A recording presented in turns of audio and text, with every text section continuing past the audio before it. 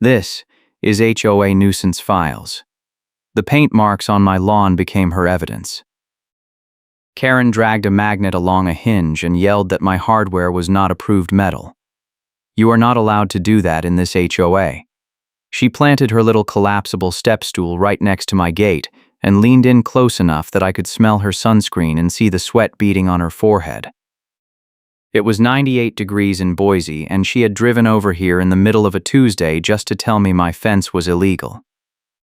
I work as a rideshare driver, which means my car is my livelihood, and she was holding a laminated policy sheet in one hand and her phone in the other, snapping pictures of every hinge, every post cap, every single screw head like she was documenting a crime scene.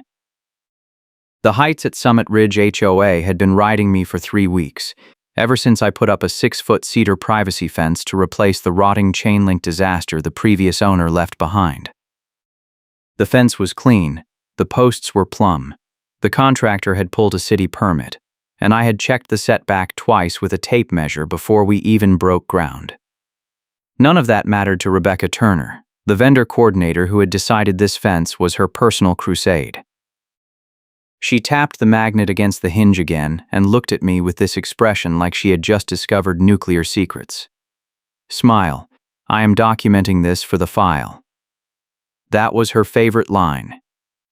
She said it every time she showed up, and she had shown up 4 times in the last 10 days.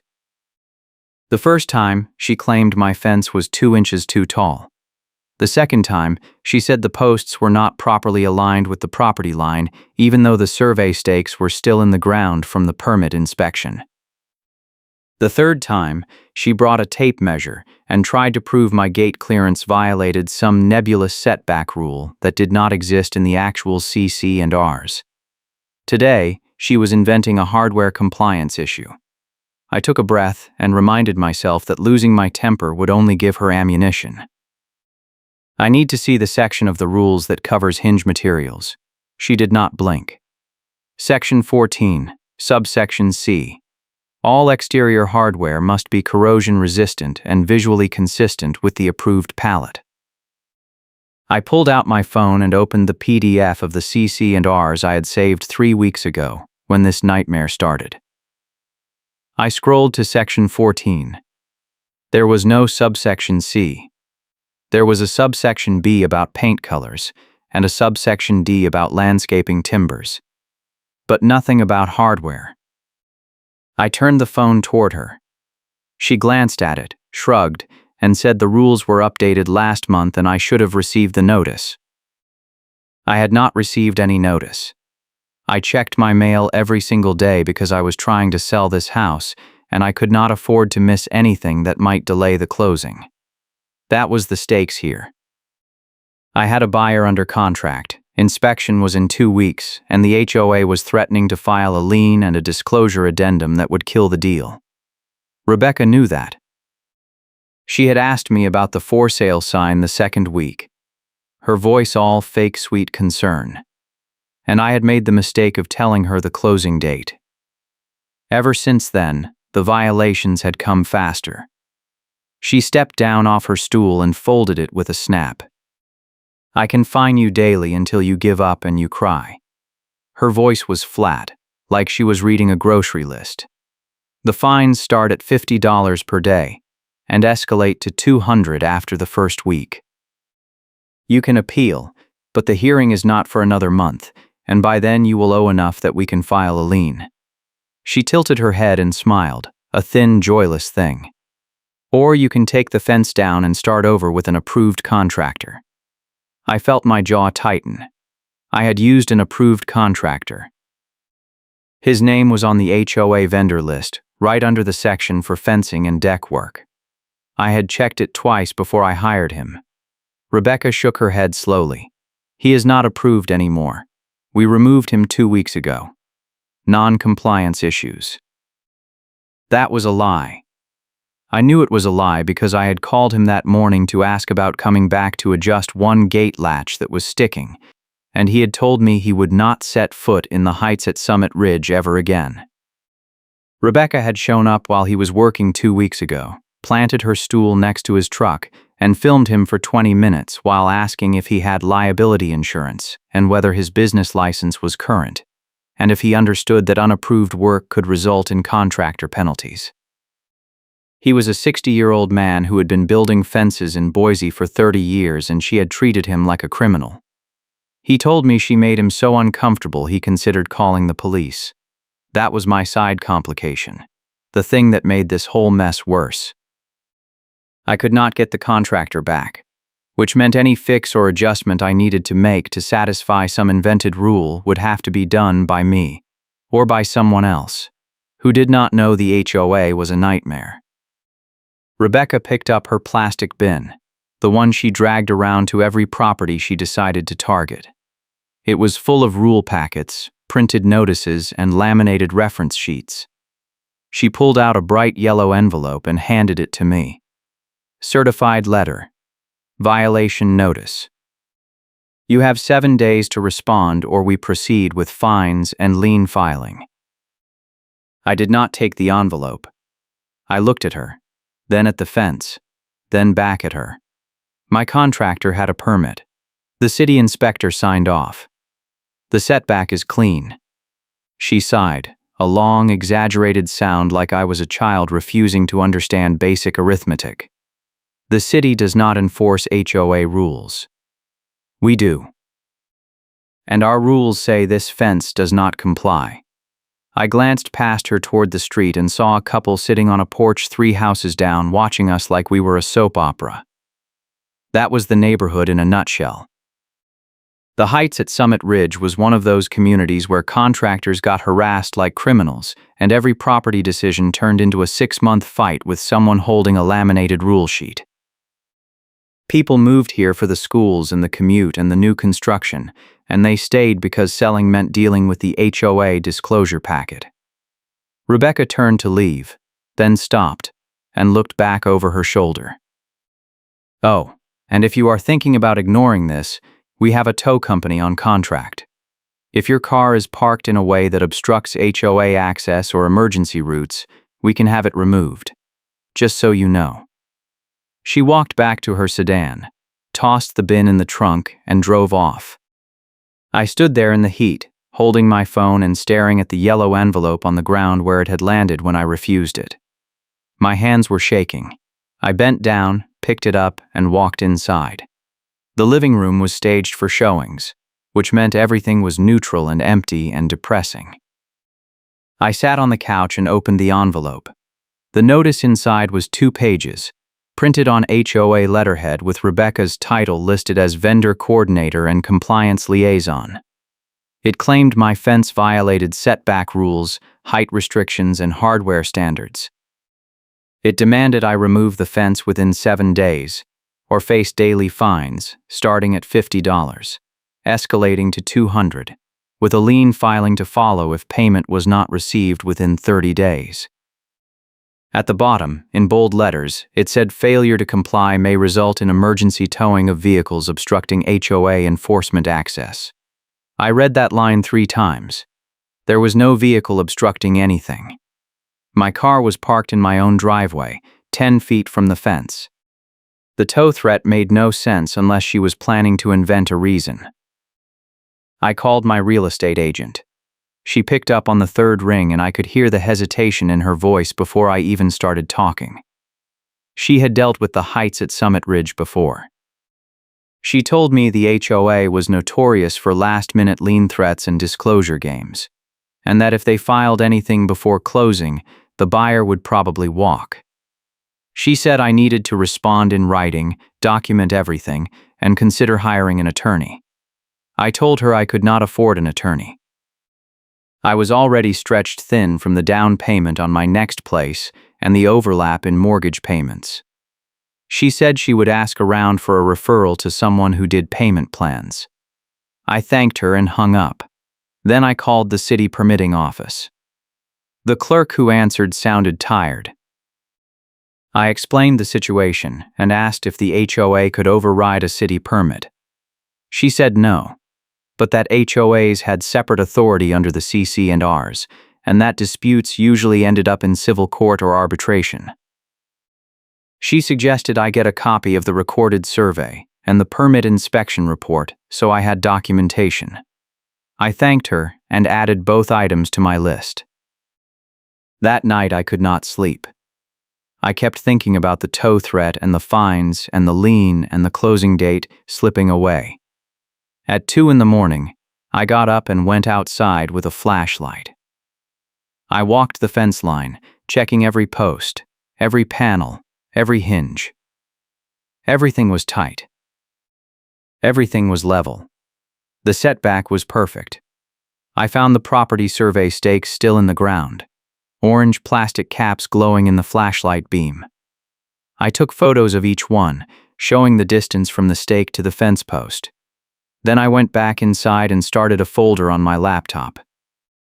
I labeled it HOA evidence and dumped in every email, every photo, every receipt, every permit document I had. If this was going to be a fight, I was going to fight clean, and I was going to have proof. The next morning, I got a text from an unknown number. It was a photo of my car in the driveway, taken from the street, with a caption that said vehicle placement under review for compliance. I stared at it for a long time. Then I checked my doorbell camera footage. Rebecca had driven by at 6:30 in the morning, slowed down, taken the photo, and kept going. I called my ally, a local mediator named Greg, who I had met through a neighborhood Facebook group 6 months ago when I was researching the HOA before I bought the house. He had warned me then that the heights at Summit Ridge had a history of selective enforcement and vendor favoritism. But I had not understood what that meant until now. Greg picked up on the second ring and I laid out the whole situation. He listened, asked a few questions, and then said the magic words. You need to document everything and you need to force a paper trail. If she is threatening towing without proper authority, that is harassment. If she is inventing rules, that is fraud. If she is targeting you because of a vendor conflict, that is a violation of fiduciary duty. I asked him what I should do.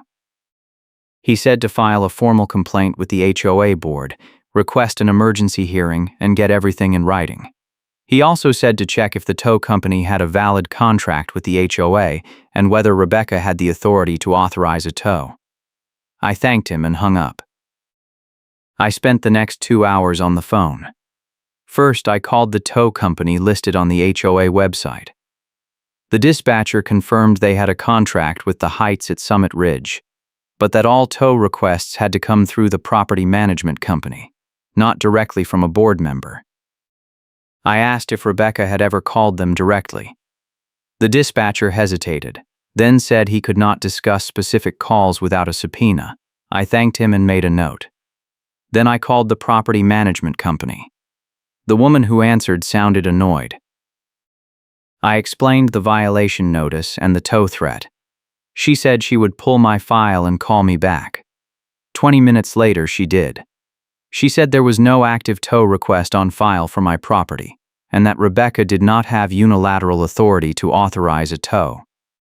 She also said the violation notice I received was not logged in the system, which meant it was not an official HOA action. I asked her what that meant.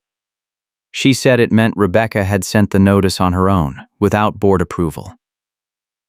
I felt my heart rate spike. So this is not real? She paused. It is real in the sense that she sent it to you, but it is not an enforceable HOA action unless the board votes to ratify it. You can file a complaint and request a hearing. I filed the complaint that afternoon. I wrote 3 pages detailing every interaction with Rebecca, every invented rule, every threat, and every inconsistency. I attached photos of the survey stakes, the permit documents, the city inspection sign-off, and the text message with the vehicle placement photo. I sent it to the property management company with a request for an emergency hearing within 7 days. Then I went outside and checked the fence again. Everything was still perfect. That did not matter. The next day, a truck pulled up in front of my house at 9 in the morning. A man in a polo shirt with a clipboard got out and walked up my driveway. He said he was from a fencing inspection company and that the HOA had hired him to verify compliance. I asked to see his paperwork. He handed me a work order with Rebecca's signature at the bottom. I took a photo of it, then told him I was not allowing an inspection without board authorization. He shrugged and said he would note that I refused access. I said that was fine. He left. That was the first escalation step, a vendor sent to my door to verify fence compliance and provoke a reaction. I called Greg immediately. He said to document the visit, send a follow-up email to the property management company, and prepare for the next move. The next move came 2 days later. A certified letter arrived from a law firm in Boise. It was 3 pages of dense legal language, all of it designed to scare me into paying a fine I did not owe. The letter claimed I was in violation of multiple HOA rules, that fines were accruing daily, and that failure to comply would result in a lien filing and potential foreclosure action. At the bottom, it said I had 10 days to respond or the HOA would proceed with enforcement. I read it twice, then called Greg again. He said it was a bluff letter, full of intimidating language but no actual legal weight unless the HOA board had voted to ratify the violations. He told me to respond in writing, deny all claims, and demand a hearing. I did exactly that. I sent a 4-page response to the law firm, the property management company, and every board member I could find an email address for. I denied every claim, provided evidence of compliance, and demanded an emergency hearing within 7 days. Then I waited.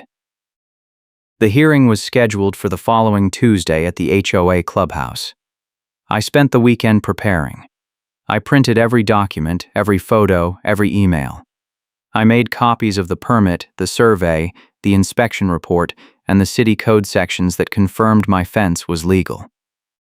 I also pulled the doorbell camera footage showing Rebecca driving by at 6:30 in the morning to photograph my car.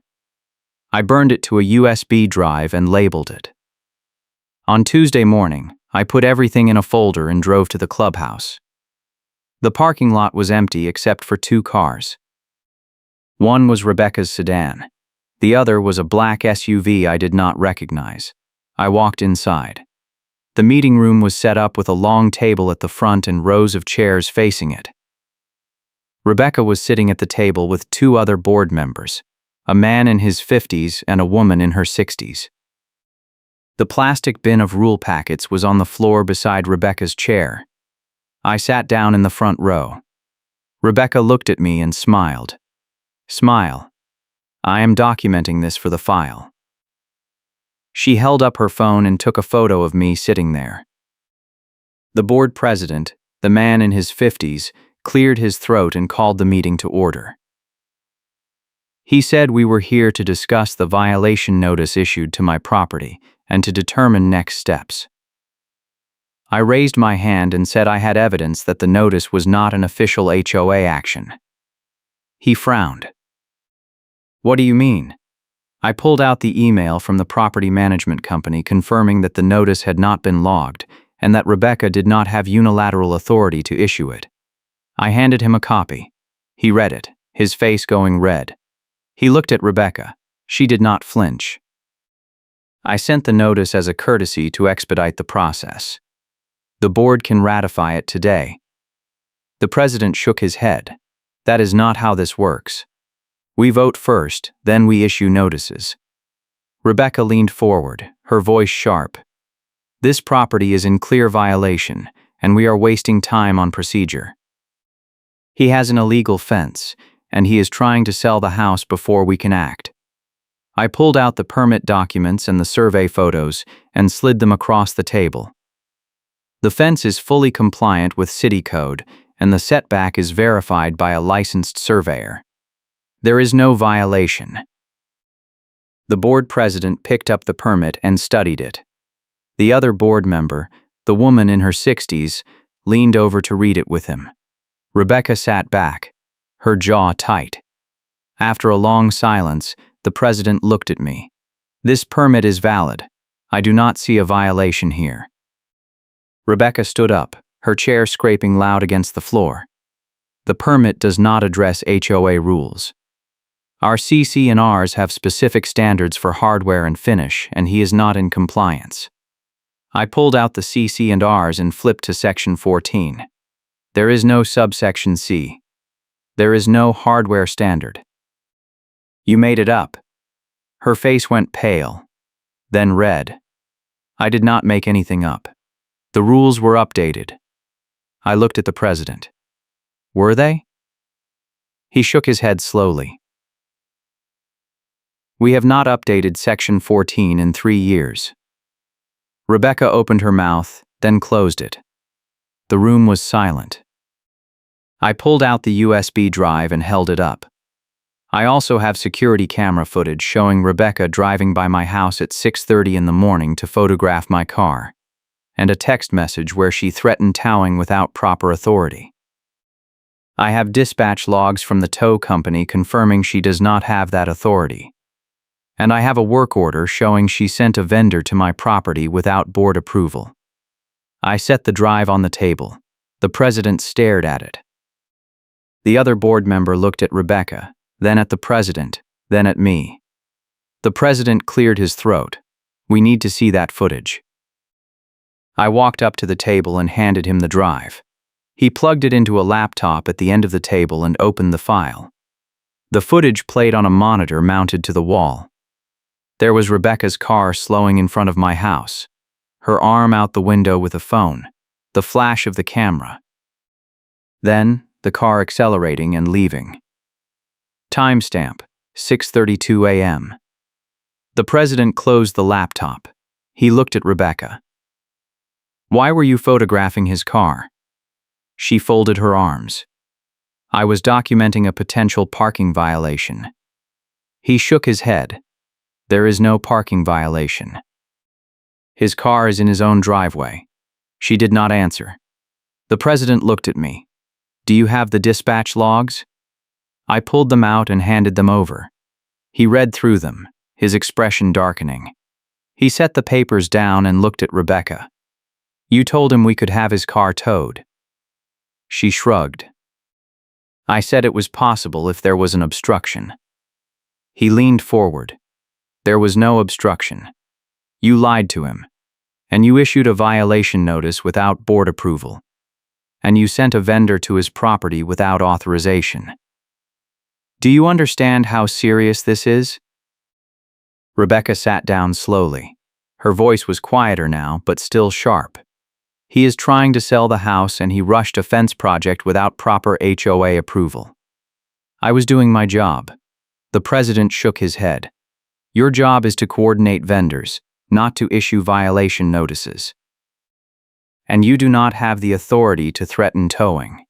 He looked at me. I apologize. This should not have happened. The board will vote to dismiss the violation notice and we will issue a formal apology letter for your file.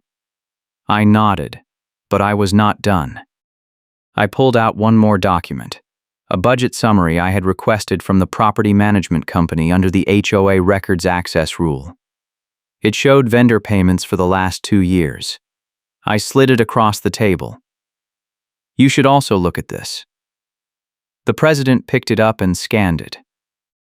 His eyes stopped halfway down the page. He looked at Rebecca. Why is the fencing inspection company receiving monthly retainer payments? We do not have a monthly inspection contract. Rebecca did not answer. The other board member leaned over and read the same line. She looked up, her face pale. This is a lot of money. The president flipped to the next page, and this payment here to the towing company. We have not authorized any tows in 6 months. Why are we paying them a retainer? That was the payoff vector, a budget review that reveals vendor favoritism. Rebecca stood up again, her voice rising. Those contracts were approved by the previous board. I am just maintaining them. The president shook his head. The previous board did not approve monthly retainers. I was on the previous board. He looked at the other board member. Did you approve these? She shook her head. He looked back at Rebecca. I think we need an audit. Rebecca grabbed her plastic bin and headed for the door. "I am not sitting here while you accuse me of misconduct." The president raised his voice. "Sit down, Rebecca. This meeting is not over." She stopped, her back to us. She stood there for a long moment, then turned around. Her face was red and her hands were shaking. "Fine. You want to talk about misconduct? He has been harassing me for weeks, calling me, emailing me, recording me without permission." I pulled out my phone and opened the recordings app. I hit play. Her voice came through the speaker, clear and sharp. "I can fine you daily until you give up and you cry." Then her voice again. "If your car is parked in a way that obstructs HOA access or emergency routes, we can have it removed." I stopped the recording. Idaho is a one-party consent state. I am allowed to record conversations I am part of. And those are your words, Rebecca. Not harassment. Documentation. The room was silent. The president closed the budget summary and set it on the table. He looked at Rebecca.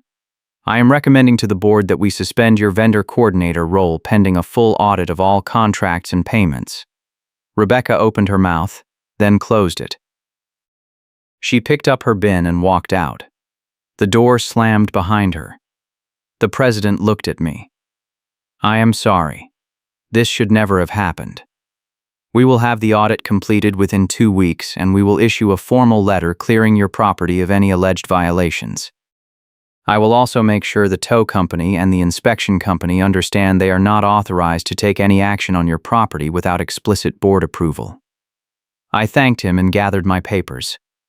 The other board member stood and shook my hand. She said the HOA had been worried about vendor spending for months, but no one had been willing to push for an audit. She said my complaint had opened the door. I told her I was glad it helped. Then I left.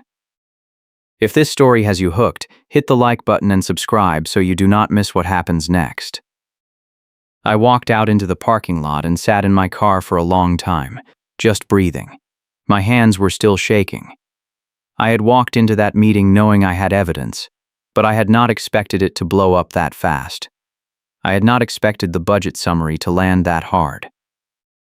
Greg had told me to force a paper trail, and I had, but I had not realized how deep the vendor favoritism went until I saw the president's face when he read those payment lines. I drove home and checked my phone. There were 2 missed calls from my real estate agent and a text that said, "Call me ASAP." I called her back. She said the buyer's lender had flagged the HOA file and was asking for an updated disclosure letter, confirming there were no active liens or violations. I told her the hearing had just happened and the board had voted to clear the property. She asked if I had that in writing. I said not yet, but it was coming. She said to send it the second I got it. I promised I would. That night, I could not sleep again. I kept replaying the meeting in my head, the look on Rebecca's face when the president told her to sit down, the silence when I played the recording. I also kept thinking about the budget summary and the vendor contracts. If Rebecca had been steering HOA money to companies that were paying her kickbacks or doing her favors, that was fraud. That was criminal. I did not know if the board would report it or if they would just quietly fire her and move on. But I knew it was not my job to chase it down. I had done what I needed to do. I had protected my closing. The next morning, I got an email from the property management company.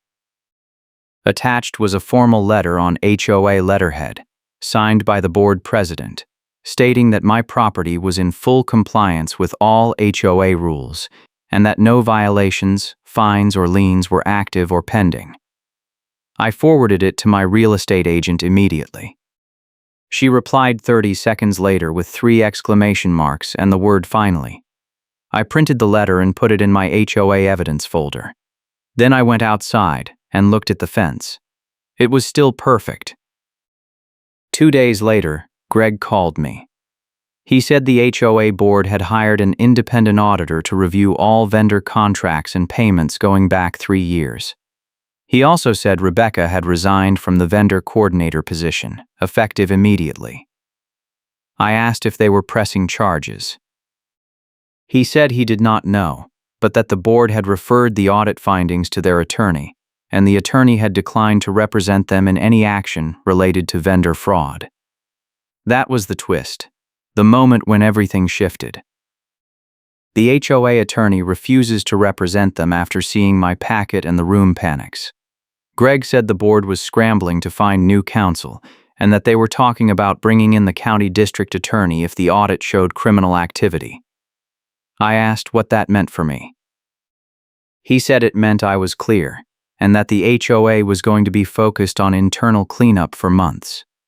He also said I should expect an apology from the board, in writing, acknowledging that I had been targeted without cause. I told him I would believe it when I saw it. The apology letter arrived 3 days later. It was short, formal, and carefully worded to avoid admitting liability, but it was there. It said the board regretted the way my fence compliance issue had been handled, and that they were taking steps to improve oversight and accountability. It did not mention Rebecca by name, but it did not need to. I forwarded the letter to my real estate agent, and she sent it to the buyer's lender. The lender cleared the file. The closing was back on track. I called the contractor who had built the fence and left him a voicemail thanking him for the work and letting him know the HOA situation had been resolved. He called me back that afternoon and said he appreciated it, but that he was never working in the Heights at Summit Ridge again. He said Rebecca had called him twice after she resigned, once to yell at him for not backing her up at the hearing, and once to threaten a bad review online. He said he had blocked her number. I told him I did not blame him. The audit results came back 2 weeks later. Greg sent me a text with a summary. The auditor had found over $40,000 in questionable vendor payments over 3 years, most of them tied to companies that had no active contracts with the HOA or that had invoiced for services never performed. The biggest chunk was the monthly retainer to the fencing inspection company, which had been receiving $1,200 a month for 2 years despite never conducting a single inspection that was documented in HOA records. The auditor also found that Rebecca had been signing off on vendor invoices without board approval and had been routing payments through a secondary account that was not part of the regular HOA budget. The board voted to terminate all vendor contracts pending rebid and to file a formal complaint with the Idaho Attorney General's office. Greg said the district attorney had opened an investigation. I did not know if Rebecca would be charged, but I knew her days of harassing contractors and homeowners were over. The closing happened on schedule. I signed the papers at the title company and handed over the keys to the buyer. The buyer was a young couple with 2 kids, and they asked me about the neighborhood. I told them the truth. The HOA was a mess, but it was getting cleaned up. I told them to document everything, keep receipts, and never trust a board member who showed up with a laminated rule sheet. They laughed, but I could see the worry in their eyes. I wished them luck and left. That night I drove past the house one last time. The fence was still standing, clean and straight and perfect. I thought about all the hours I had spent fighting Rebecca, all the emails and phone calls and meetings, all the stress and fear and anger. I thought about the moment in the clubhouse when I played the recording and watched her face go pale. I thought about the budget summary and the vendor contracts and the audit, and I thought about the fact that none of it would have happened if she had just left me alone. 3 weeks after the closing, I got a call from the new property management company. The board had fired the old management company and hired a new one to oversee the cleanup. The new manager said they were conducting a compliance review of all properties in the Heights at Summit Ridge to make sure past violation notices were legitimate. She said they had found over 20 properties that had been targeted by Rebecca with false or exaggerated claims, and that the board was issuing apology letters and refunding fines across the neighborhood. She asked if I wanted to be included in a class action filing against Rebecca for harassment and fraud. I said no, I was done. The manager said she understood, but that if I changed my mind, the door was open. I thanked her and hung up. I did not want to spend another second thinking about Rebecca or the heights at Summit Ridge. I had won. That was enough. But the story was not quite over. A month later, I was scrolling through a neighborhood Facebook group I had not left yet, and I saw a post from one of the board members. It was an announcement that the HOA compliance process was being audited and cleaned up, with new oversight rules and a requirement that all violation notices be approved by a majority board vote before being issued. The post also said that the vendor coordinator position had been eliminated, and that all vendor contracts were being rebid with transparency requirements. In the comments, someone asked what had happened to Rebecca. The board member replied that she was no longer with the HOA and that the matter was under investigation by the state. Someone else commented that Rebecca had tried to intimidate their contractor last year, and they were glad she was gone. A third person said they had received a fake violation notice about their mailbox and had paid $200 in fines before they realized it was not legitimate. The refund check had just arrived. I closed the app and deleted the group from my follow list. I did not need to see any more. A week later, Greg sent me a text. He said the district attorney had charged Rebecca with fraud and theft by deception. The charges were related to the vendor contracts and the fake violation notices. He said she was facing up to 5 years if convicted. He also said the HOA had settled with the towing company and the fencing inspection company, both of which had agreed to refund payments and terminate their contracts after seeing the evidence packet. The tow company had specifically noted that Rebecca had called them multiple times trying to authorize tows without proper paperwork, and that they had flagged her behavior internally, but had not reported it to the HOA board. Greg said the tow company was now on a state watch list for contractor intimidation. I replied with a thumbs up emoji and put my phone down. The funny karma moment came 3 months later. I was at a coffee shop in Boise and I ran into one of the board members from the Heights at Summit Ridge, the woman in her 60s who had been at the hearing. She recognized me and came over to say hello. She said the audit was complete and the board had voted to dissolve the vendor coordinator position permanently. She also said the new management company had implemented a complaint tracking system so that homeowners could see all active violations and appeals in real time. She said it was working well and that complaints about selective enforcement had dropped to 0. Then she smiled and said something I did not expect. Rebecca's staged photos got used against her. I asked what she meant. She said that during the fraud investigation, the district attorney had subpoenaed Rebecca's phone and found hundreds of photos she had taken of properties in the neighborhood, most of them staged to make compliance issues look worse than they were. In one case, she had moved an orange cone from a construction site to a property line to make it look like a homeowner was obstructing access. In another case, she had used a tape measure in a photo to claim a fence was too tall, but the metadata showed she had edited the image to add a fake measurement overlay. The board member said the prosecutor was using those photos as evidence of intent to defraud. That was it. That was the moment I realized how deep Rebecca's obsession had gone. She had not just been enforcing rules, she had been manufacturing violations to justify her vendor payments and her authority. And in the end, her own documentation had destroyed her. The board member finished her coffee and said she had to go, but that she wanted to thank me again for pushing the audit. She said the neighborhood was better now and that people were starting to trust the HOA again. I told her I was glad. She left and I sat there for a while, thinking about how close I had come to losing my closing, my car, and my sanity because one person had decided I was a target. I thought about the fence, still standing in someone else's backyard now, clean and straight and legal. And I thought about the fact that I had walked away on purpose, because I wanted her to follow and say more. That had been the plan all along. Let her keep talking, keep threatening, Keep documenting.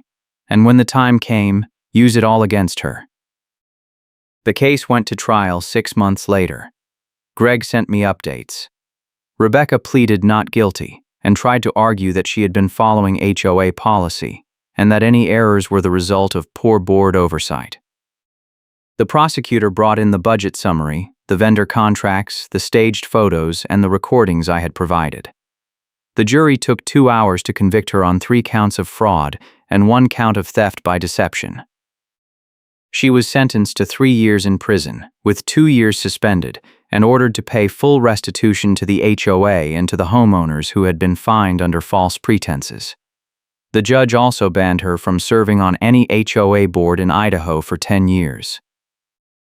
Greg said it was one of the most satisfying outcomes he had seen in a neighborhood dispute case. I agreed. The Heights at Summit Ridge HOA issued a formal statement after the sentencing. It apologized to all homeowners who had been targeted by Rebecca and announced a series of reforms, including term limits for board members, mandatory financial audits every 2 years, and a new rule requiring all violation notices to be reviewed by the property management company before being issued.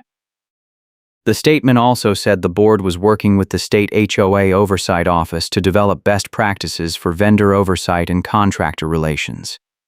I read the statement and felt nothing. It was too late for me. I had already sold the house and moved on. But I hoped it would help the people who were still living there. The final piece came a year later. I got an email from the property management company with a subject line that said final restitution payment. Attached was a check for $800, representing the costs I had incurred responding to Rebecca's fake violation notices, including the attorney consult fee, the survey verification, and the time I had lost from work dealing with the hearing and the investigation. I deposited the check and closed the email. That was the end of it. Rebecca was in prison. The HOA was reformed.